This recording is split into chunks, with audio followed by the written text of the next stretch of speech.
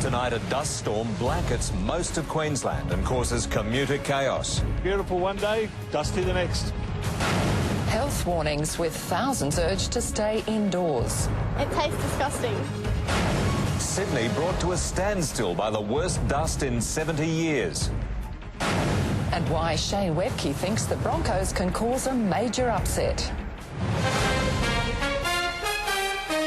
This is 7 News with Rod Young and Kay McGrath.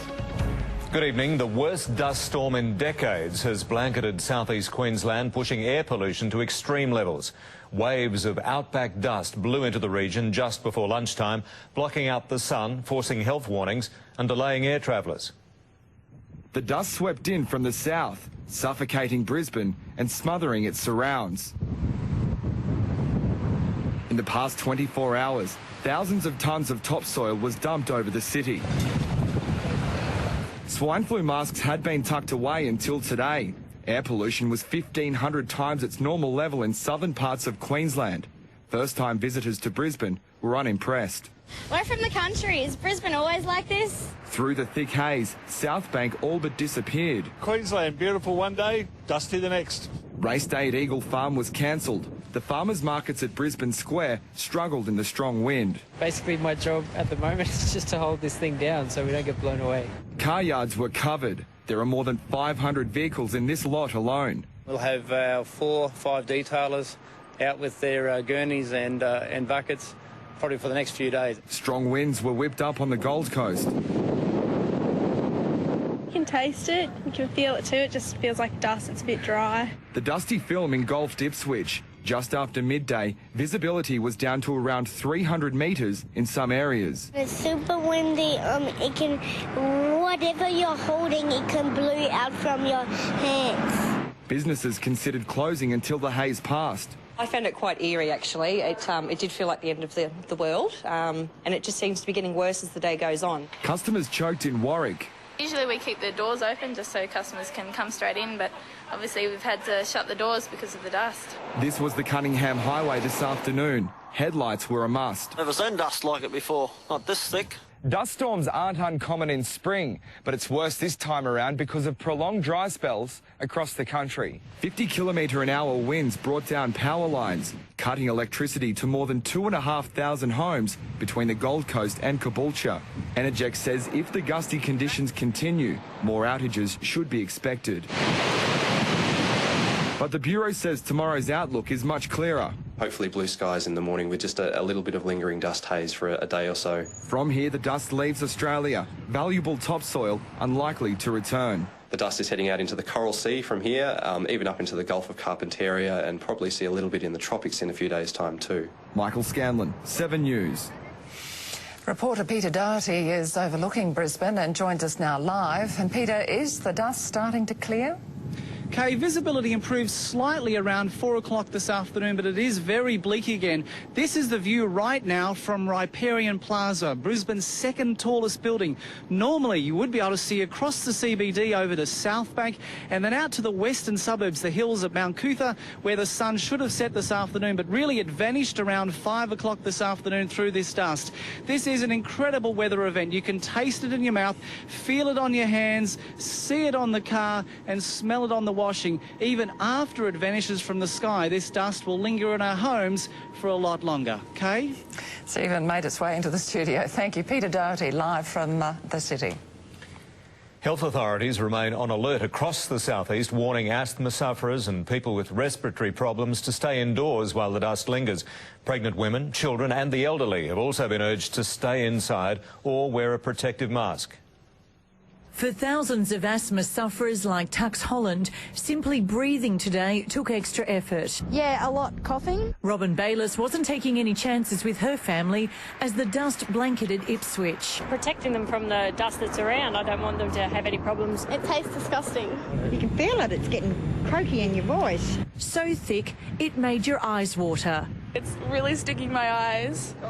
And there's like dust over everything. Testing confirmed the air was thick with pure desert sand and soil.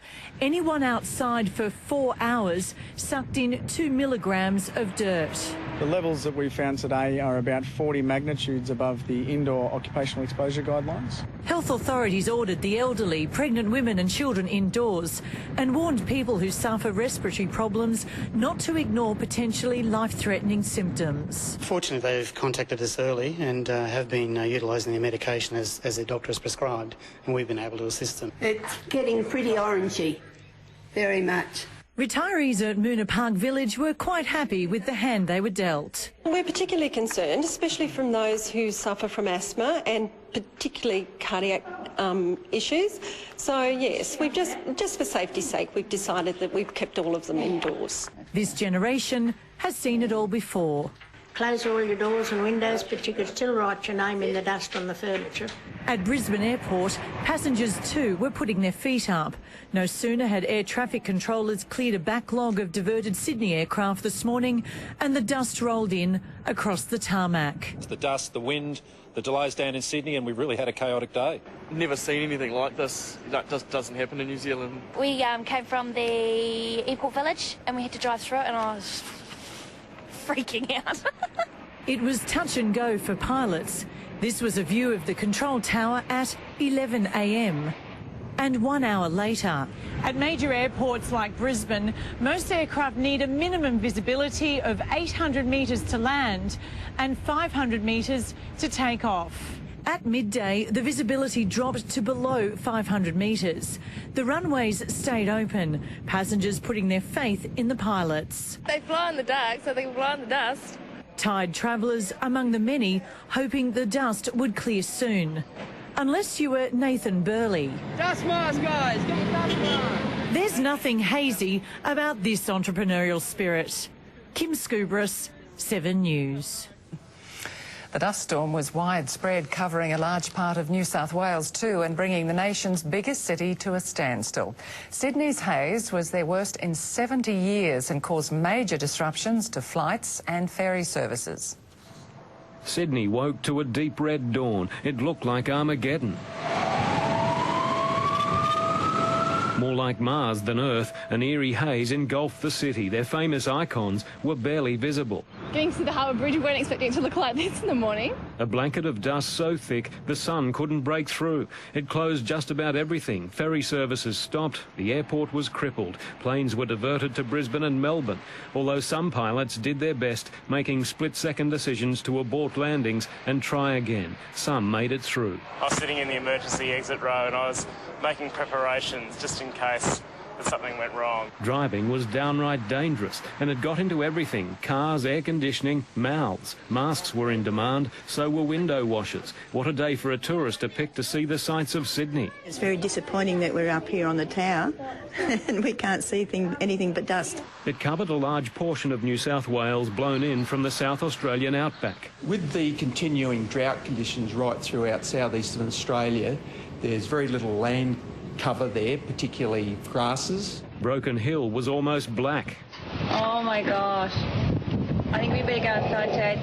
Orange was orange. In Tamworth, the big guitar lost its golden glow. So much dust over such a big area, all topsoil lost, picked up by the wind and dumped hundreds of kilometres away. 75,000 tonnes of dust are actually blowing over the coast north of Sydney every hour. So it's very easy to see that there's going to be the order of millions of tonnes of dust lost from the Australian continent. The day the sky turned to blood in New South Wales cleared to some extent in the afternoon, but the air pollution is expected to be poor for at least 2 more days. Neil Warren, 7 News.